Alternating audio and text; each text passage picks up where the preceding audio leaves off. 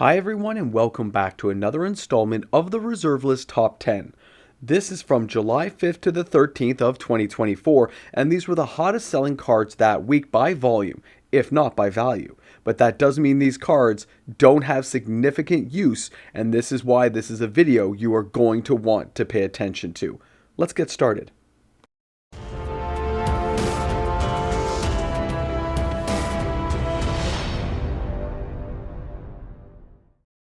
Hi everyone and welcome back. You're with your host MTG Moxman here. I hope you're having a fantastic weekend when you're watching this video. A reminder, if you enjoyed today's content, to like and subscribe to the channel. Turn on your notification bell. I have new content every single day. Now, of course, you can also use my TCG Player affiliate link. It is found in the description of this video, as well as all the videos I create. So thanks again for supporting the channel. It allows me to buy prizes and give away stuff for everyone on this channel, so I appreciate it. Now we're going to start out at number 10 this week, and it's from Stronghold, and this is Mox Diamond. This card has continually been showing up in the top 10 for the last 6 months. Give or take a week or here, it's always here, and the 31 sales represents $20,149.69. Now, what I want to focus on when you're looking at this price tag of $649.99 is month over month, this is not having losses. The buyers and sellers are meeting in the middle, which means this price is where players want it to be. They are not going and buying a heavily played copy anymore. They are buying what they can find. And although I still believe this to be players who really desire these cards and want to add them to their collection because of the versatility of it, it's coming down to supply and demand issue, which means the price can't drop if there's not enough copies on the market. And that means the price is going to stay pretty much where it is, guys. So keep that in mind if you're looking for a copy of this card. It costs what it costs. Now, our number 9 card this week is Pendrel Mist, and this is from Weatherlight. I've always loved this card, and the 34 sales this week only represents a total of $253.98 because this card is only $7.47 per copy near mint, and people are buying moderately played and heavily played copies for about half that price, so keep it in mind. When you're looking at the Pendrel Mist, these are, of course, the retakes on cards that already exist. Pendrel Mist being a copy of Tabernacle at Pendrel Vale, but in an enchantment form. So for 1 blue and 3 generic, this enchantment does read, each creature gains, during your upkeep, pay 1 or bury this creature. As insubstantial, as an insistent, as appetite. This is amazing, okay? This card is just, for what it costs compared to a Tabernacle at Pendrel Vale, this is a go-to card for a lot of players who are building in Commander, trying to stop creatures in kind of a janky way. So don't overlook this card. It's really worth the value. Now our next card is coming to us from Visions. This is the City of Solitude, and it's been a while since this is on the radar of this channel. 37 sales this week, or $439.93, with an average price of $11.89. The copies being bought here are a little bit of a mystery to me right now. There were a few players buying 3 or 4 copies at a time. I don't see any major significant uptick in the uses of the card. It might be players just buying at the right price point. So what does the City of Solitude do? 1 green, 2 generic, beautiful artwork by the way. It's an enchantment that reads, each player may play spells and abilities only during his or her turn. So you got to think about the desirability of a card versus the effect of the card and who's going to be building with it. I still think there's going to be plenty of copies on the market. I don't expect any radical price shifts in this card. So although it's an older card of 30 years old, there's a lot of copies out there. It's not that highly sought after that you won't be able to find a copy. No need to rush and buy this one. Now our next card comes to us from the dark. A little more interesting to see. The City of Shadows from the dark is back on the list because it's still kind of pricey. $60.35 for a near mint copy. And the sales records we've seen today at 40 copies is not insignificant. Now, this is $2,414 in total sales volume, but the 40 copies, when you look on TCG Player and other websites, there's not a massive abundance of this card existing anymore. The print run from the dark is around 65 million cards, and that is something to keep in mind for these older style sets, one of the original ABU 4 Horsemen sets. Now, this is a land that says tap and sacrifice one of your creatures, but remove it from the game instead of placing it in your graveyard. Put a counter on City of Shadows, and of course you can tap to add X colorless mana to your mana pool, where X is the number of counters on City of Shadows. So this gives a lot of potential for taking control of players' creatures, blocking and sacking them, or of course just sacking out tokens like I tend to do in some of my Commander decks. I find a lot of uses for this card that a lot of players don't recognize until it's too late. So for this card being $60, it is pricey. I think it'll fall in value, and I actually think you can wait, although there's not a lot of copies available. Our next card is from Fallen Empires. Yes, it's Rainbow Veil. $6.38 for this copy, and you see here 49 sales, which is $312.62. This has had numerous buyouts over the last several years, and the fact that this card is still desired by players for various reasons shouldn't go unnoticed by the mass player base. When we take a look at the City of Shadows and you recognize what the card can do for you other than the amazing artwork you're looking at, you can see it has a lot more upside than a lot of players realize. So let's take a look at this beautiful land. I love the artwork. I can't help it, guys. So it says tap to add one color of any color to your mana pool. Control of Rainbow Veil passes to opponent at the end of turn. In Commander, this leaves a lot of friendships, a lot of heartbreak, and of course, a lot of ways of utilizing the card. Keep it in mind. Now, our next card coming in is the Heart of Yava. This is the Redu remainder of what we saw with the buyouts of this card. $2.70. It's seen as a little bit of an increase. The 53 sales only represents $143.10. Nothing's going to suspend this card to higher values. It is a single ability to target and add a +1/+1 to a target creature, which means you can affect creatures affected by Redu, and that can give you extra card draw, which it makes sense. Players desire it, and it's a very inexpensive way to throw a card into your deck, not to mention the ways of cycling lands from your graveyard back into play means that it's not really a drawback like it used to be, so keep that in mind. The artwork, I've always enjoyed it. It's nothing too spicy. It is a land, so it can't be fetched or anything, but when Heart of Yavamaya comes into play, sacrifice a forest or bury the Heart of Yavamaya.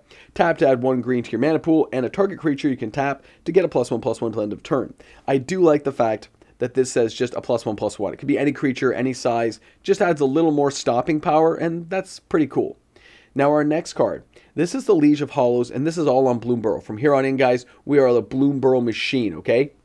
Now, 120 copies sold this week. That's $1,545.60. This thing's up to $12.88. Now, if you bought it when it was like $1.50, not that long ago, 4 or 5 weeks ago, you probably came out really far ahead. And I'm sure I'll get a couple of emails this weekend bragging about some players who bought a lot of it and then resold it in the market space. So what do we get for the Liege of Hollows?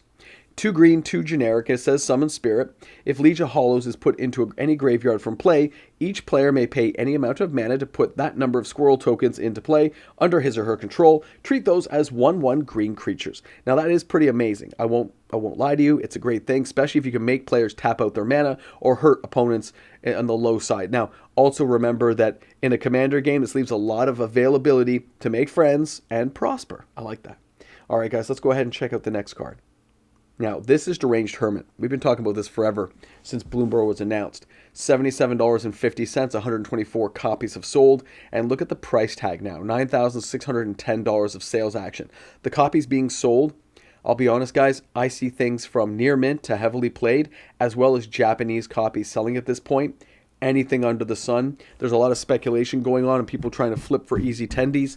Don't fall prey to it. There's still a lot of copies on this card that are being dredged up to the market, so you're not going to run out anytime soon. For 2 green, 3 generic, this Summon Elf, don't forget it is an elf, has Echo.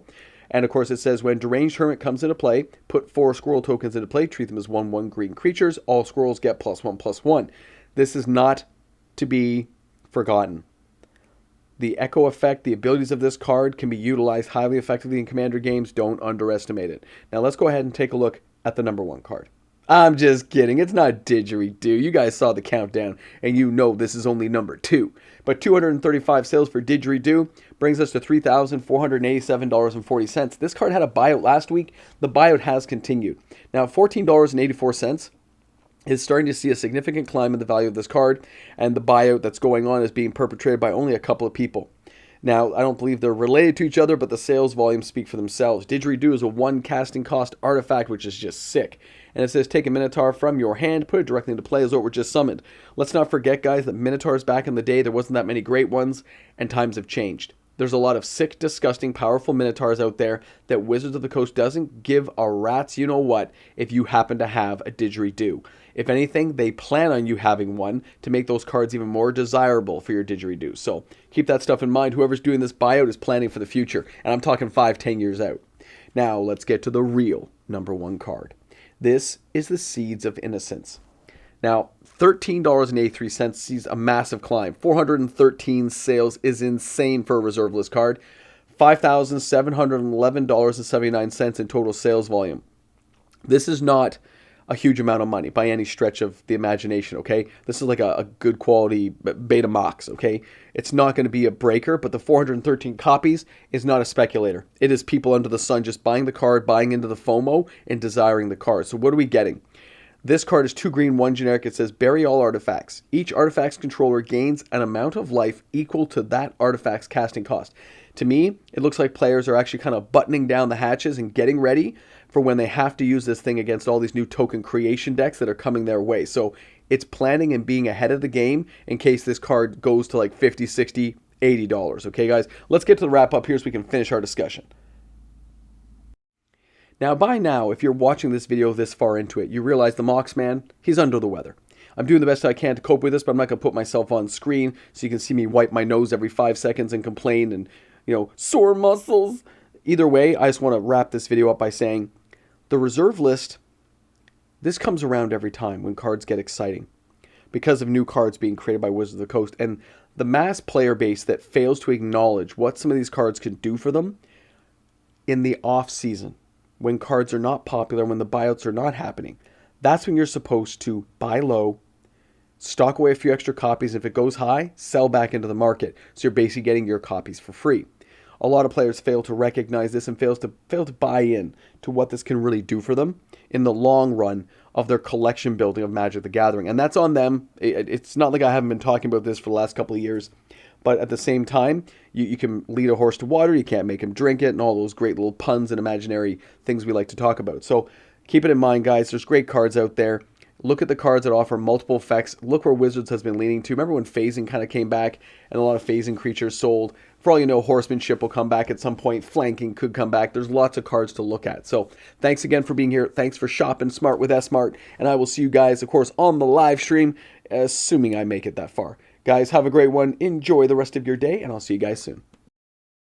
Guys, let's take a moment to recognize how important patrons are to the channel. Without these patrons supporting the daily content creation I do here on the channel, I wouldn't be able to keep doing it. I'd have to find some other way. So thanks again to all these patrons, my YouTube membership members, who have stuck with me, in some cases, for years. To those patrons, those YouTube membership members, thanks again for supporting me, and I'll see you guys tomorrow. I know, you're in the darkness with me. You're expecting some cool image, or maybe I was going to show up, but this is the ramble jamble the way it is. A hidden Mox Man hiding in all kinds of blankets and trying to stay warm when he's sick and miserable and hoping I can recuperate, come back 110% and give you guys everything you deserve. So guys, have a great one. Enjoy the day. Not much to say other than, yeah, boomstick.